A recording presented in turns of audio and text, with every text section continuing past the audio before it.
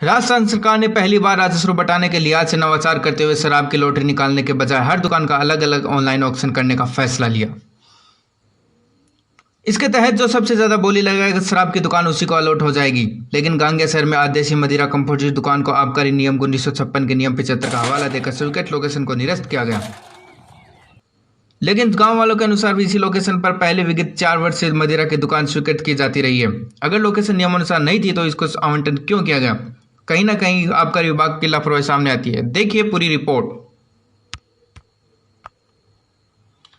पीछे अपने जिला कलेक्टर महोदय का बैड इंटरेस्ट हैदरो भावना है।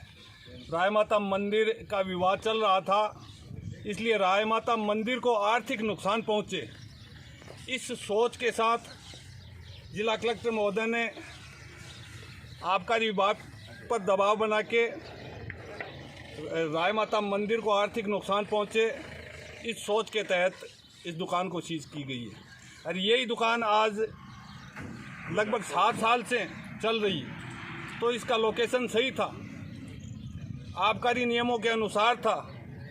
आज कलेक्टर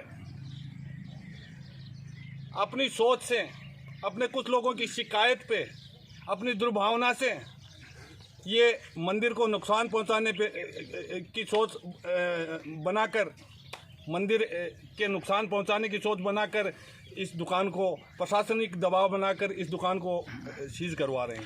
आप तो अनुज्ञाधारी के परिचित हैं, इससे पहले कोई नोटिस आया है, ऐसी कोई प्रक्रिया हुई, अचानक सारा काम हुआ? कोई इस दुकान पे ना कभी वारदात हुई 7 साल में, ना कभी नोटिस आया।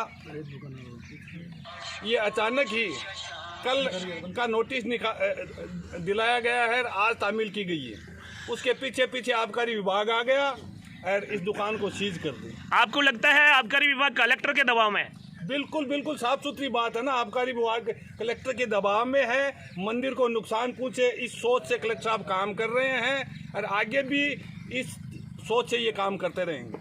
जिले में ऐसी तो और भी दुकानें होंगी जो मंदिर के या इस प्रकार के रेडियस में आती होंगी, उन्हें भी बंद कर रहे हैं? जिले में ऐसी बहुत सी दुकानें हैं, कलेक्टर साहब की नजरों के नीचे ही है। जो झुंझुनू में गर्ल्स हॉस्टल के पास, गर्ल्स कॉलेज के पास चल रही है, वो उनको नजर नहीं आ रहा है। धन्यवाद। जिला आबकारी अधिकारी महोदय ने इस राय माता मंदिर की जो बाउंड्री मानते हुए 100 मीटर का हवाला देके दुकान की लोकेशन निरस्त की है।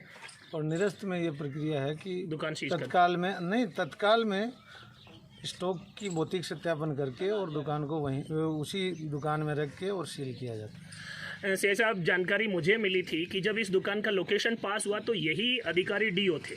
4 महीने पहले ये शिकायत नहीं थी, 4 महीने में वेरिफिकेशन हुआ, क्या हुआ, किस प्रकार की जांच हुई? श्रीमान डीओ साहब को परिवाद प्राप्त हुआ था, परिवाद की जांच हुई। उस जांच में मैंने पूरा नजरी नक्शा और तथ्यात्मक रिपोर्ट बना के दी है।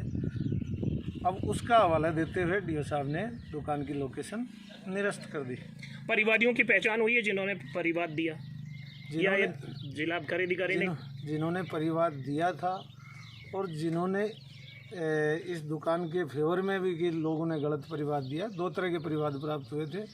दोनों में रैंडम आधार पे बयान लिए गए हैं और बयान संलग्न करके रिपोर्ट जिला आबकारी अधिकारी महोदय को प्रेषित कर दी गई। इस दौरान दुकान बंद रहेगी, राजस्व का नुकसान होगा, जिम्मेदारी डीओ लेंगे, आबकारी आयुक्त लेंगे, या कौन, किसकी जिम्मेदारी? विभागीय नियमानुसार राजस्व की जिम्मेदारी अनुज्ञाधारी की है, बाकी निर्णय न्यायपालिका के हाथ में, क्योंकि इनका वाद कोर्ट में अभी चल रहा है। जी, न्यायपालिका जैसा आदेश देगी।